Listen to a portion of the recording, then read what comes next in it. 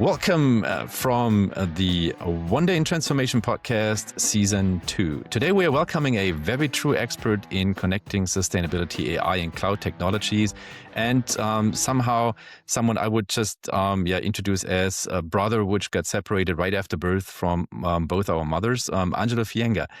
Angelo, based in Rome in Italy, is running his own business and currently a senior advisor at Deloitte Italy, specializing in AI, sustainability, and cloud solutions. With over 28 years of experience in telecommunications and ICT, he previously served as Director of Sustainable Solutions at Cisco, where he developed strategies to help companies achieve their sustainability and circular economy goals. His career spans roles at Ericsson, Qualcomm, and Cisco, with a focus on disruptive technologies like IoT, drones, AI, and unified communications. One standout project was the Consenso project in Tanzania, where IoT sensors and AI were used to make coffee farming more sustainable. A perfect example of how technology can drive real environmental and social change. Angelo holds a Master of Science in Electronic Engineering and a Master in Data Intelligence and Science, and he's certified in Design Thinking and Data Science as well.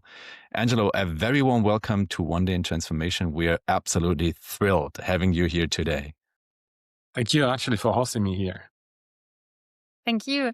Yes, and what I find particularly fascinating, Angelo, is your holistic approach. You don't just think technology and sustainability, you make sure companies develop tangible solutions, whether through AI, cloud, or IoT. Your work proves that sustainability isn't just an abstract goal, it's practically achievable. I've also heard you integrate drones and edge intelligence into your project. That sounds like an exciting blend of innovation and sustainability.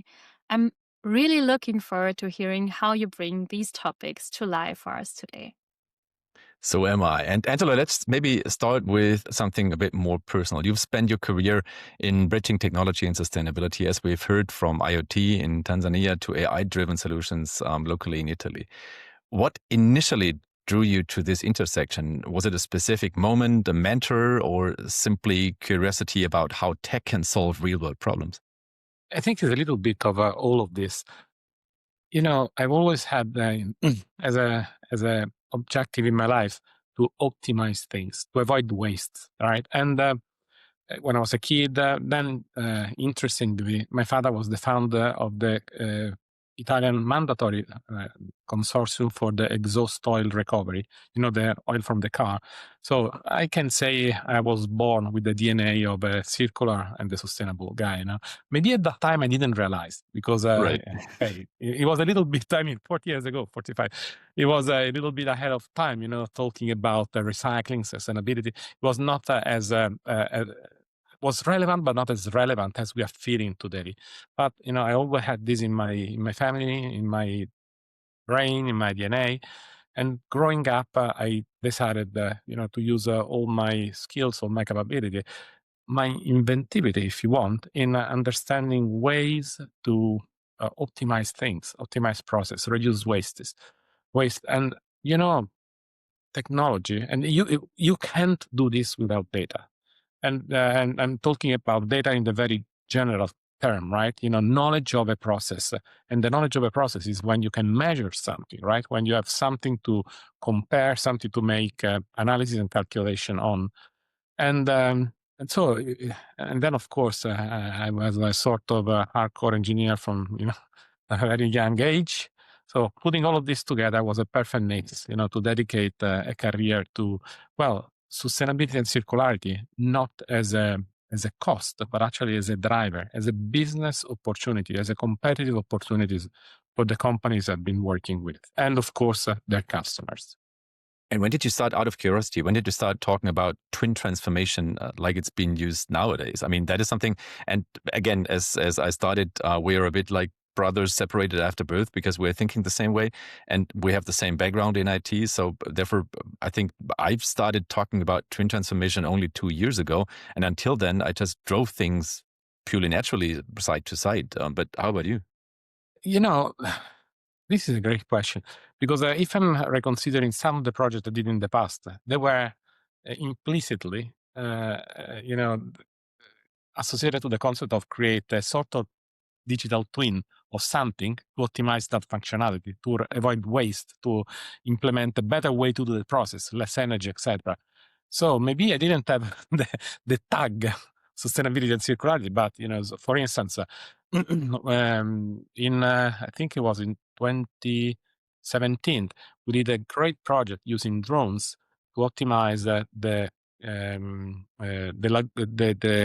growth of clams in lagoons from not only business but also sustainability perspective.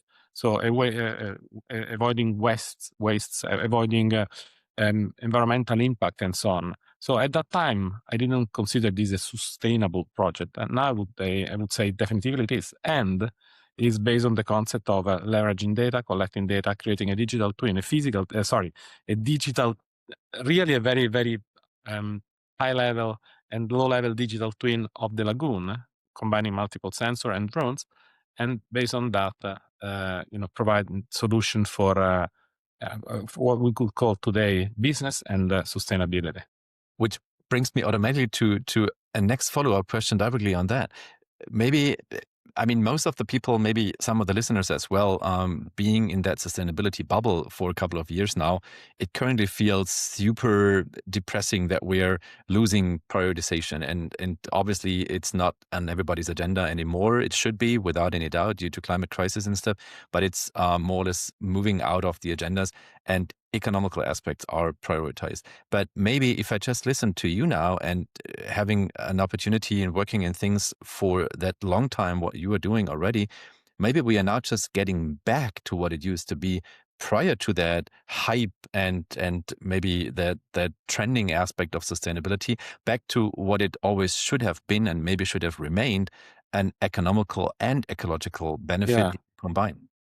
Let me ask you a question. Okay, I agree with you that the headlines are about sustainability is bad, sustainability is not relevant anymore, etc. But let me ask you this question as an answer to your question: is the cost of energy lower now? Is the cost of petrol lower now? Yeah, a little bit, but is it going down forever? Is the cost of natural resources lower? Is the need to optimize the use of resource lower now? Think to the, for instance, rare earth kind of material, or aluminum, or lithium, etc. Is this lower? Do we need? Can we waste?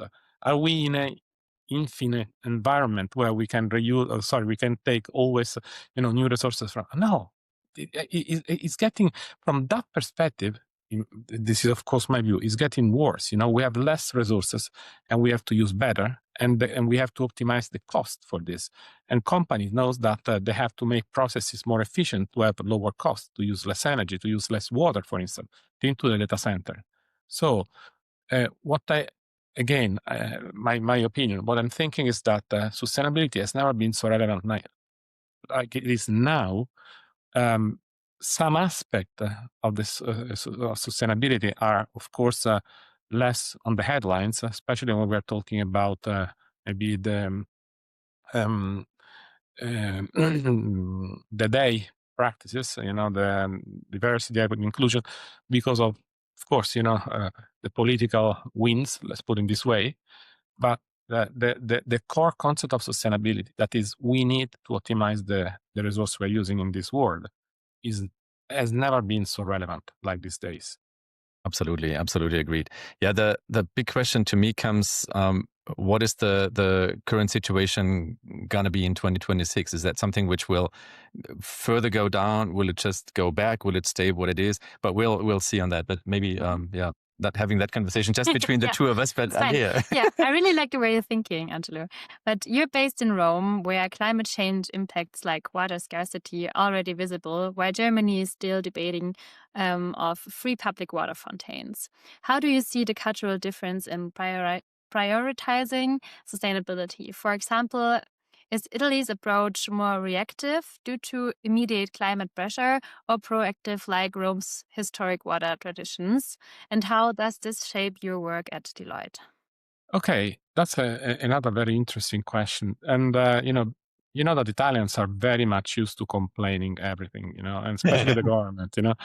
So, I mean, as an Italian, I should say, oh, we are late, etc., etc. At the same time, well, I told about the mandatory consortium for exhaust oil.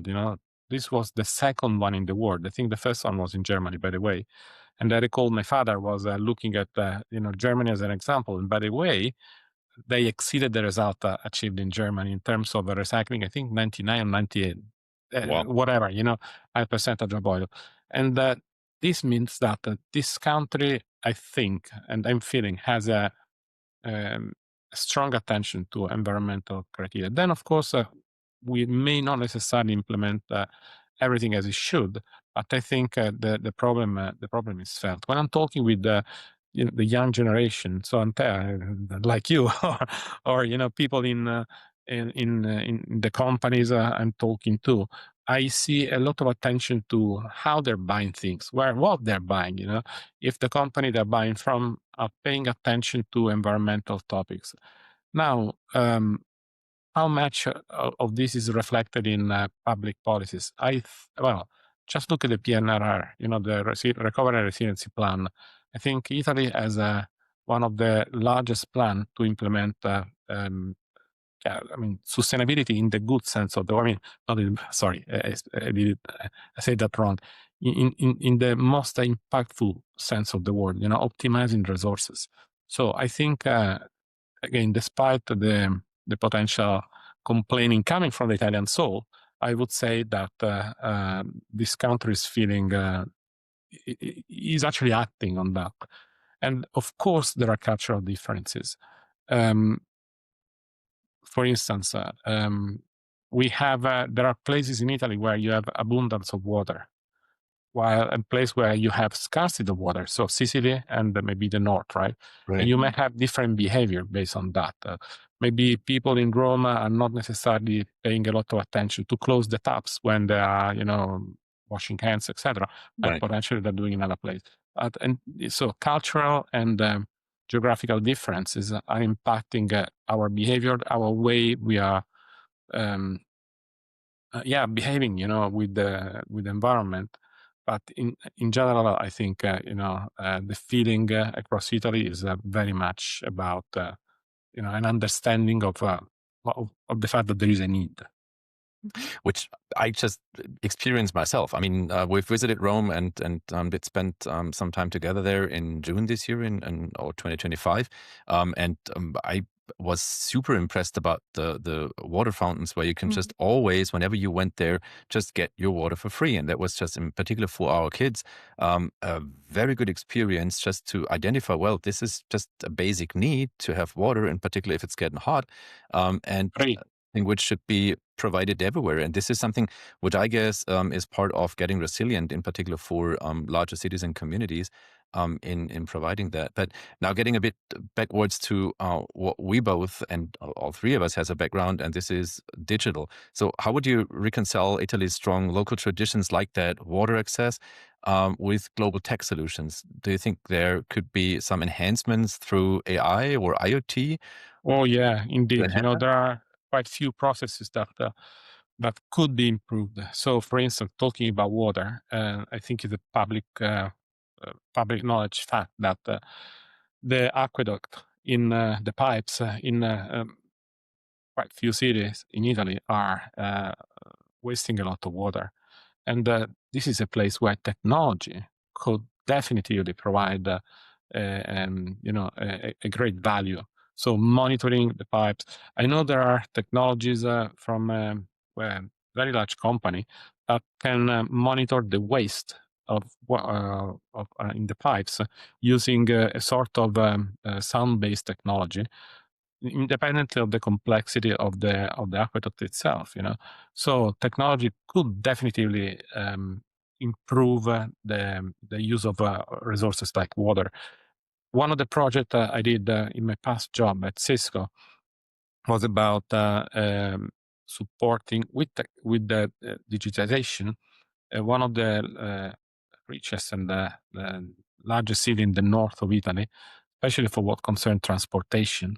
So digitizing the transportation, not only from the point of view of optimizing the path, based on traffic condition, etc., but also providing security for people at night. So imagine to have cameras in the bus is always connected, to provide the safety. So sustainability, if you want, is not only about is ESG, environmental, social, and governance. It has to do with people and not with resources only. So technology can help quite a bit. You mentioned the project with the consensus. So the project in growing, in actually using data to optimize the use of water in coffee crops in Tanzania. So definitely technology is at the base of the improvement for one reason. And I think I mentioned before, it's very difficult to improve something if you can't measure that something and understand in every step of the process how you can improve. Measure means understanding what you're using, how you're using, and you can infer on that data how you could use better, how you could optimize the use of energy, how less resources you can use to get the same result. And these we tend to associate to the word digitization. So associating a digit, associating a number to the use of resources and how to use it. I mean, it may sound like a phrase or just a buzzwording, but that is something which I think in particular for us in IT, it's a super normal thing. You're not able to manage what you're not able to measure. So you, first of all, have to have an understanding and a baselining. And once you got that, and once you have a valid data set as a foundation underneath, you're able to take influence and you'll immediately get results and you'll be able to just identify whether you're successful or not. So But we totally. do this in every single action we are doing in our life.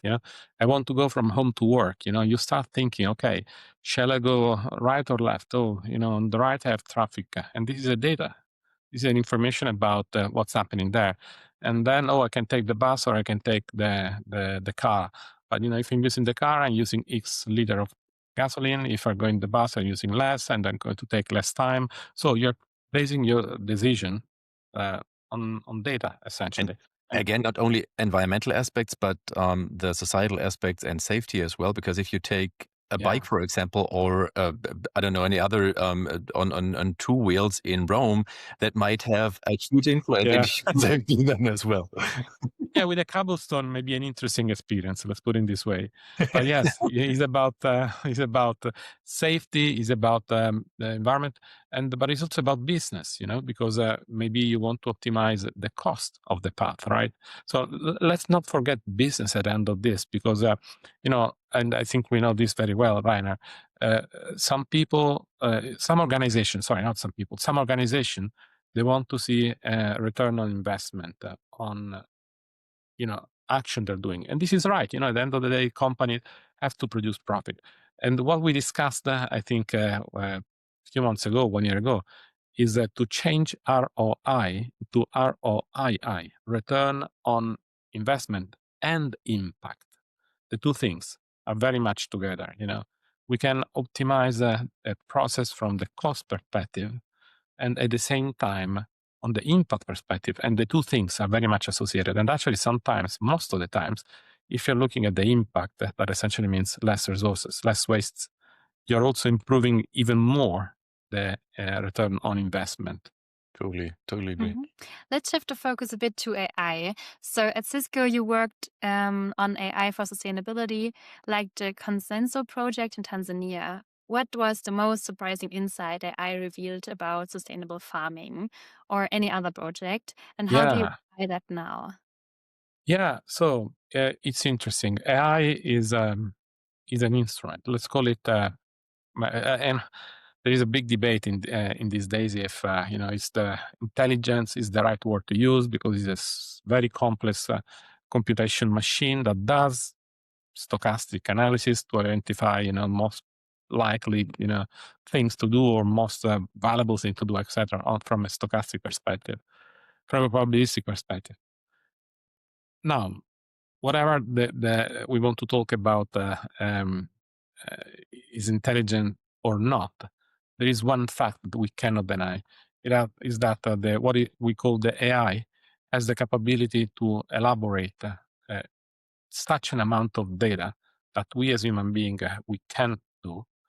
It can do relatively quickly, thanks to the computation device, and to the GPUs, to the TPUs, to the specialized hardware and IT we have these days, and present you multiple scenarios, explore for you multiple scenarios, identifying the best path that you can take or not, or you can ask to elaborate more. So what we call AI, what it gives us in terms of sustainability, leveraging data, is the capability to analyze multiple scenarios based on the guardrail, or if you want, the perimeter we give, and the data we put inside that, and let us identify the best path, or the best process, or the best way to address one or more specific problem. So that's the way I would frame it. So the capability to explore scenario much faster, much deeper, and much more complete than a human being or a group of human beings can do. I'm sorry, in conjunction with a human being. I always like to say human in the loop for a couple of reasons. First, to provide the boundaries, the guardrails, to keep the machine working according to your specs. The second, because what I learned, and actually I think this is something that I hope gives hope, to people, is that you must have the subject matter expert in the loop. The machine by itself, it applies rules. Someone has to provide these rules. Someone has to provide insight, the knowledge of a process. What does a machine know about the coffee? Nothing. You need to teach about that. You need to explain what are, the rules for growing maybe crops, or for growing clams, or for, using a data center.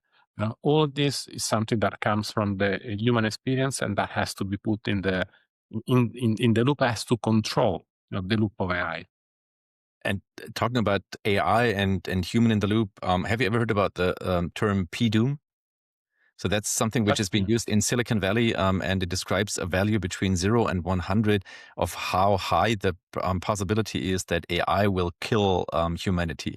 And 0 means no chance at all, and 100 means 100% sure it will. It's just a matter of time and when it will happen. So what would be your PDOOM? Being an expert in AI and an expert on all that aspect, and looking into responsible AI in particular. When I get this question, and I'm teaching to some masters, I present a slide, with two extremes. One is Robocop, AI protecting us. I'm coming from the 80s, right? And one is a Terminator that is going to kill us, right? Now, what AI are we talking about? They are both AI, right? Robocop protecting us, and the Terminator killing us. We're not talking about any of this. So, or if you want, we're talking about the need of, multidisciplinarity when you're creating such or using such a system. We're talking about the control, and so the human control, and we're talking about human in the loop. I don't think I'm positive by nature, so I tend to be more on the side of Robocop, because I generally think that why the hell should we build something that is going to kill us? I mean, I understand that there may be some self-destructing piece of DNA in our genes, maybe, but I generally believe that people want to get an advantage out of what they're doing, and definitely self-destruction is not a good plan, along that line. But the concept is that. Let's try to avoid the discussion completely and saying that we need to drive, this path, this movement, this journey we're having, by keeping in mind that we always have to be in the loop. We always have to provide the data and to be interacting and driving the AI, or the complex computational systems, and keep learning. That's another thing that I like to add. You can keep sitting in the control seat if you're keeping learning, if you're keeping your brain trained on not only emotional intelligence but also on the analytical intelligence. So keep training yourself, keep understanding how to extend your value on top of what the fast calculation machine can do. Absolutely. And maybe let's just jump into something which I have been, to be honest, quite surprised. I didn't even know that you're an officially certified drone pilot. And so Yes. getting into that angle, you've obviously worked with drones and edge intelligence. Where would you see the biggest untapped potential for such kind of technologies in regard of sustainability? Would you have some thoughts or examples? Well, there are a lot of applications already that are increasing the the yield on specific verticals. So farming, for instance. So drones can help understanding how to better use the watering system in farming. That was one of the first applications. So using a specific analysis is called NDVI, a specific multispectral index. Based so you can see where. Let me make that simple. Where you can use water to avoid plants to get sick or to drought, and you can do that in a way that you're using water where it's needed. So it's a way to save water. A Chinese company built a drone that is spraying pesticides. So you can do location-based spread of pesticides. That essentially means less. If you know exactly where to spread. So this is just a couple of examples. I told you in 2017, we did a very interesting project for understanding why clams growing farm in 3 lagoons in the north part of Italy. We're talking about 70 million euros business, and quite a large percentage of that was gone because of no one actually knew. So we implemented a solution that used air drones, so the helicopters essentially, or the multi-copter drones, but also water drones. So to combine the digital twin of the surface and the digital twin of the under the surface, the water, in a single one to understand the root cause of the crop destruction. Guess what? I was not able to understand the problem until the subject matter expert, so the biologist, came and say, "Oh, now I can understand. It is clear." Say, "Okay, nice." And because of the subject matter expertise he had about the streams of the water, the temperature, the salinity, etc., he could see that the reconstructed environment, digital twin, was showing something that was evident to him, that essentially was destruction of a specific piece of rock under the water level that forced the fresh water of the Po River going back in the lagoon, lowering the salinity and essentially killing the clams. And this was not evident in any other way except this digital twin reconstructed with drones, not just one drone, 2 different type of drones, and the combination. And this was actually edge intelligence, because I still have photos of a few of us sitting on the benches of the river, close to, and reconstructing the 3D environment under a sort of tent, in the summertime. So it was really nice. It was very edge and very interesting. But again, solving a problem that is feeding, I think, 1,700 family because of the business they're running there, and associated to sustainability as well. Because the impact on the environment was created by the movement of water caused by the ships. And that's perfectly fitting and building the bridge already towards the next question, Exactly. isn't it? Yes, you moved from corporate to consulting and advisory. What's the biggest shift in how companies approach sustainability? Are they finally seeing it as a business opportunity rather than a cost? What did you say? It's very interesting, because when you're working in a manufacturing company, the goal is essentially the final goal is to sell hardware. There is no other way to sell that. So to sell something, to sell a solution, etc.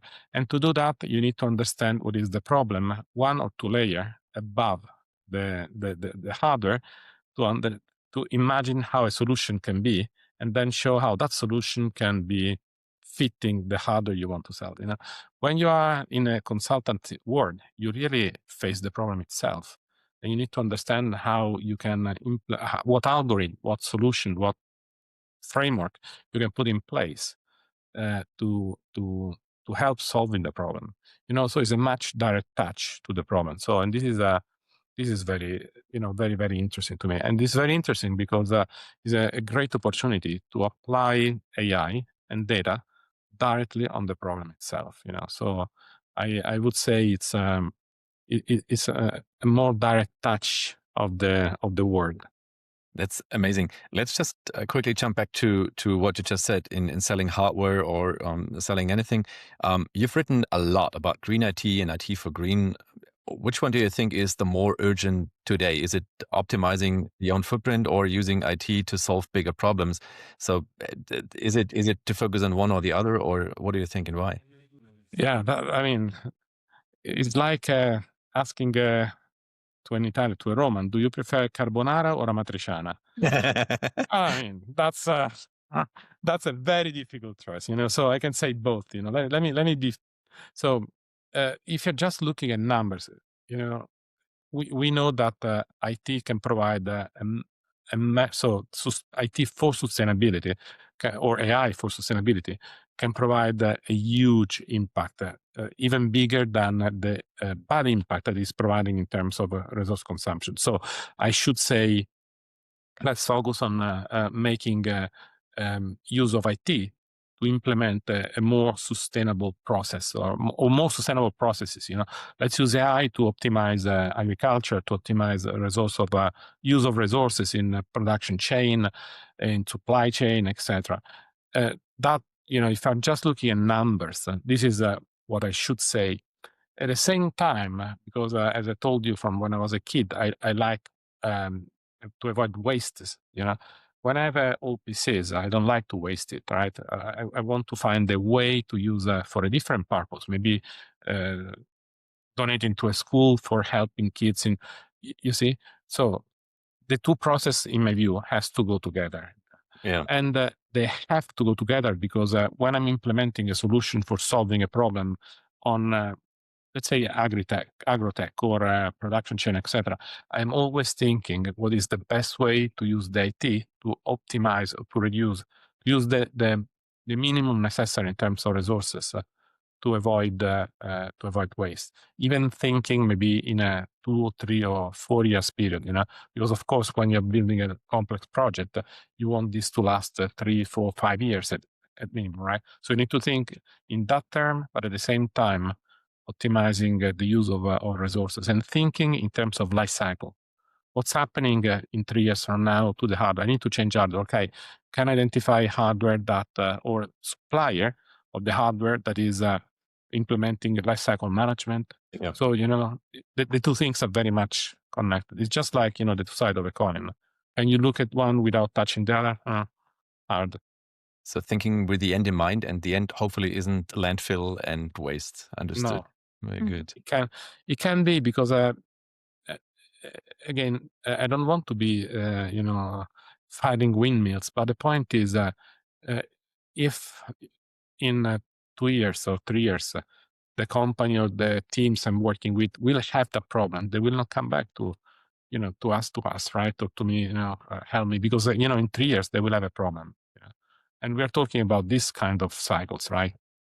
If you're talking about data center now, you're talking about 3, 5 years or something like that, and we are not so close to the pension to say, okay, someone has problem. No, I'm joking, of course. Lucky us, we're not. Time for our classic question. What's the one song you want to add to our playlist today? Let me guess, something about Dolce Vita, or do you like also German music? Or maybe not? I want to break free. It's okay. I have my list of songs, and I generally use it random. I like to change with the random. I don't want to plan, etc. I want the AI to suggest something, right? And for some reason, in these last few months, I want to break free is coming more and more, and is kind of in my brain. And of course, it may have different meaning, right? I want to break free of wastes, or I want to break free of, stupid use of things. That's very good. So again, a classic on our playlist. That's a very good one to start then 2026 with. I want to break free. Freddie Mercury, sending honest. Yes. Italy's had green policies for decades, like Rome's water fountains, yet struggles with systematic change. What's the biggest elephant in the room holding back real progress, like corruption, short-term politics, or something else? Let's try not to use the usual suspect, corruption, etc. Let me try to think to something that I would like to, this country to address, not only Italy, but in general, Europe. And I think one of the issue again, totally personal opinion, I would love to fight is selfishness. That essentially can translate in multiple problems, corruption, waste of things, etc. So I think that people, I feel in my country, but I feel it also outside Italy, are a little bit too selfish in terms of people and in terms of generation. A generation is generally tends to be selfish, and is not necessarily thinking to the next one. So selfishness is I would say, the elephant in the room. I would like to confine and bring out of the room. So let's just maybe translate that. And I agree with you. And this is just, taking on the example that you are based in Rome and in Italy, but you could translate that into more or less every single other country in the world, most likely, and in particular now to Europe. But if you could dictate one policy to, let's take the European Union government, so to take care of by tomorrow, what would it be? So no limits, go wild. One dictated policy for them. Very interesting one. Uh, something associated to the revenue share. I'm trying to frame it, because it's a little bit complex thing, but I like the win-win approach, right? So you should be able to not to earn. I would love, let's say, a win-win situation. So a project has to be or should be accepted if it's producing immediate result and long-term result, or if you want avoiding long-term issue, if you see what I mean. This is the sort of win-win revenue share in the sense that you can earn if you're producing a larger earning, if you want a positive impact. I know it's extremely difficult, but I've seen projects and companies where, people are committed because they're generating value for the company and value for themselves, being extremely successful. Now, how you can apply this to a country or to a society, difficult. But I think this is, again, I saw company very successful with the concept of, having employees part of the success of the company. How can apply to a state level, a government level? I don't know. But if I could ask to AI, maybe they could give a suggestion on this. But that is something I love to see. So creating win-win situation for citizens and governments.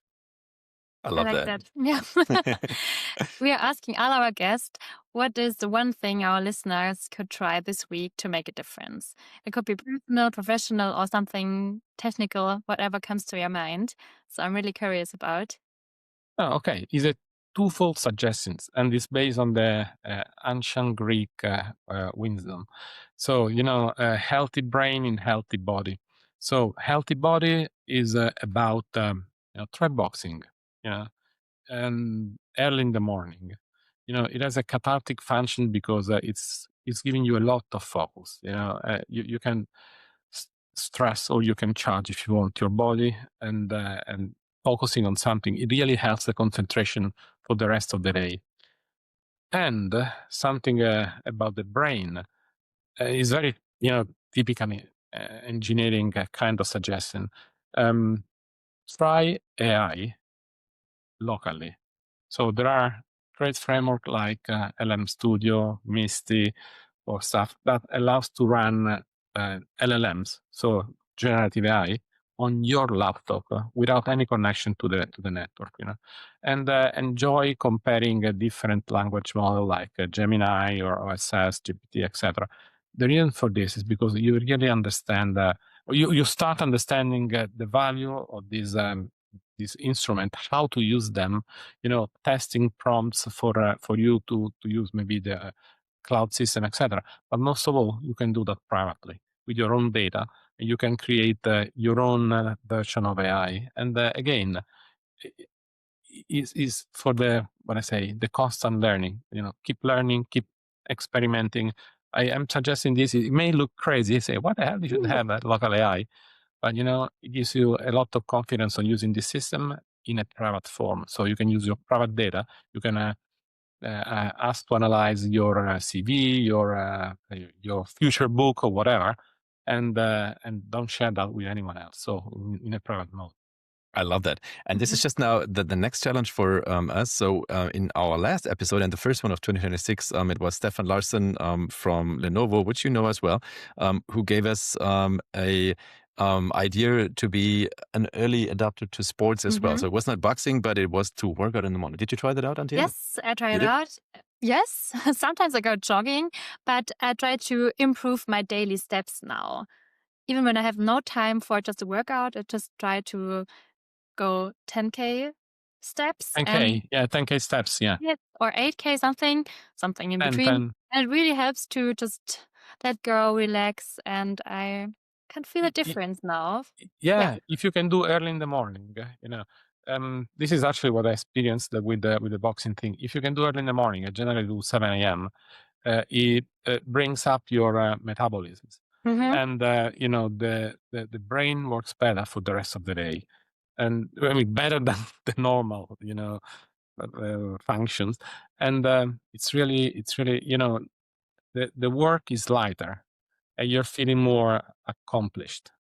So that means for us, we will start with early morning boxing and then followed up directly with having a local LLM running on our local machines and trying that out. So then the brain is much more open-minded to do so. Yeah. And Minty, by the way, is something which I just, based on your hint, which you gave me, I think during summer somehow, I already have. So this is something we can indeed try out ourselves. And you can do so as well if you're listening to us. Thanks for sharing. Angelo, finally, we are a positive podcast and we are positive people, and this is why we are talking to each other. But it is quite difficult to still remain optimistic nowadays. But what gives you hope right now? Not just tech will save us, blah, blah, blah, but what is something, a real tangible example, a project, a person, a trend you've been seeing recently in Italy or elsewhere in the world, which really gives you hope? Is not an well. Let me rephrase a little bit. What is giving me hope is that despite the headlines, I never had so much involvement in sustainability, energy saving, and resource saving project like in the last 6 months. So that is what is giving me hope. It's not one single thing. It's actually a combination of multiple things where people are really thinking on, okay, how can I make these things work better, more efficiently? And again, it's not necessarily associated only to the concept of, sustainability. It's also associated to the concept of I want to save money, but from the purpose we want to achieve, it's it's an accelerator if you want, not a brake. And this is giving me a lot of hope, more and more. And we need to do this, we need to. I mean, just look around. Resources are finite. Without any doubt. But yeah, Antje, after this amazing chat with Angelo, I've got so many ideas what we should do tomorrow. Should we maybe move to Rome and turn every historic fountain into a smart grid? Could we use maybe AI to teach Italian grandmas how to code while they teach us how to make the proper pasta? Or should we start a drone delivery service for fresh pasta and sustainability tips? Or maybe we should just, I don't know, convince the European Union to fund all of Angelo's projects? Wait, Antje, well, we probably should do something else tomorrow? a lot to do. But the same thing we do every day, Rainer. We try to take over the world, or at least help Angelo and Deloitte outsmart short-term politics, scale AI for real sustainability, and remind everyone that local solutions like Rome's water fountains can inspire global change. Through that, maybe not the drone pass delivery yet. Well, too sad. But yeah, think, rethink, and transform. One day in transformation. Where we talk about the future like it's ours. Angelo, grazie mille. This was bellissimo. And send my regards to your family, please. That was a wonderful exchange into so many different ways. Thank you very much. Thank you. Thank you very much for hosting me again.